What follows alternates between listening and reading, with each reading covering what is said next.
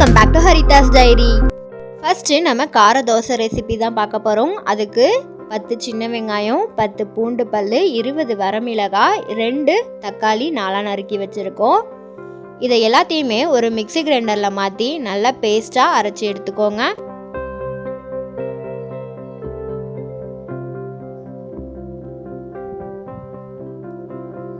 இந்த மாதிரி நல்ல பேஸ்ட்டாக அரைச்சி எடுத்தாச்சு.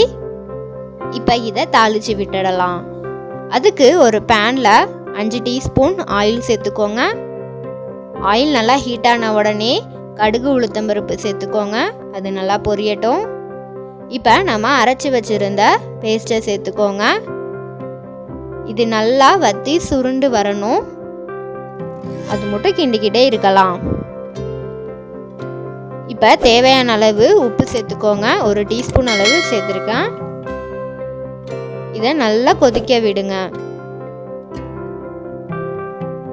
இந்த மாதிரி நல்லா வத்தி சுருண்டு வந்திருக்கு பாருங்க.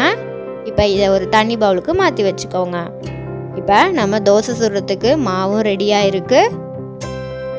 நம்ம கார சட்னியும் ரெடியாக இருக்குது. இப்போ நம்ம தோசை சுட்டுடலாம். ஒரு கரண்டி மாவு ஊற்றி நல்லா மெலிசா தோசை போட்டுக்கோங்க.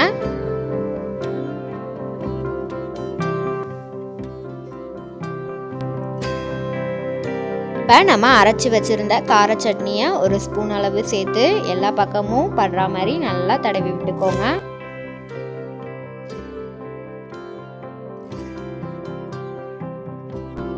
தோசை நல்லா மொறு மொறுன்னு இருக்கிறதுக்கு 1 டீஸ்பூன் ஆயில் விட்டுக்கலாம். இப்போ தோசையை திருப்பி போட்டு லைட்டாக வேக வச்சா போதும்.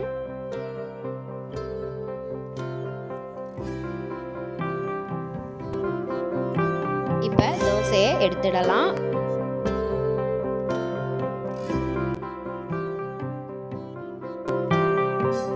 அவ்வளோதான், ரொம்பவே ஸ்பைசியான கார தோசை நமக்கு ரெடி ஆகிட்டு.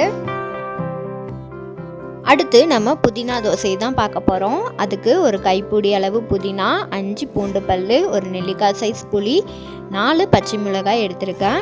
இப்போ இது எல்லாத்தையுமே ஒரு மிக்ஸி ஜாரில் மாற்றி நல்லா அரைச்சி எடுத்துக்கலாம். நல்லா மைய அரைச்சி எடுத்துக்கோங்க.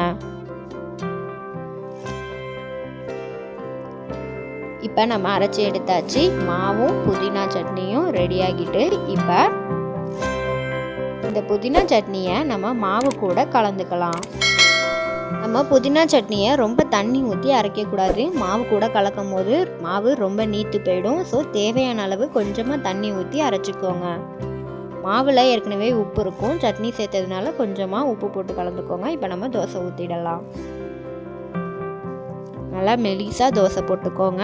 அப்போ தான் நமக்கு நல்லா முறுமுறுன்னு கிடைக்கும்.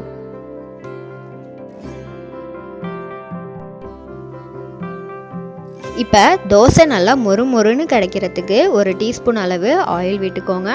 இப்போ நம்ம தோசையை திருப்பி போட்டு நல்லா வேக வச்சுக்கலாம். இப்போ நம்ம தோசையை எடுத்துடலாம். அவ்வளோதான், ரொம்பவே ஹெல்த்தியான புதினா தோசை ரெடி ஆகிட்டு. இது கூடவே தேங்காய் சட்னி சூப்பரான காம்பினேஷன். நம்ம கார தோசைக்கும் புதினா தோசைக்கும் தேங்காய் சட்னி ரொம்பவே அருமையாக இருக்கும். இது கூடவே நீங்கள் சாம்பார் வேணாலும் தொட்டுக்கலாம்.